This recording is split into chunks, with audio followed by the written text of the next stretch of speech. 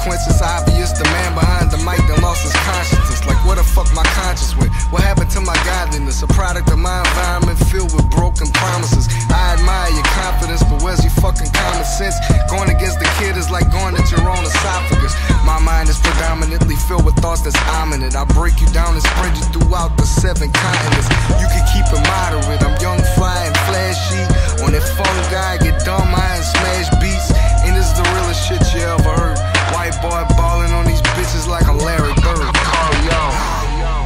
I'm doing it for a thrill, hoping you'll understand. And now let go of mine, I'm going in for Call it y'all. again. I'm doing it for a thrill, hoping you'll understand. And now let go of mine. I'm tired of fake motherfuckers smiling in my face, hating on the slick, wishing you could take my place. I know you take the stand if you ever caught a case. Crack like you found a combination on the safe. I'm tired of fake ass bitches telling me they love me, they wanna kiss and hug me, they put no one above me. I always tell the truth, even when it's ugly, but the fact of the matter is I stay in love with my money.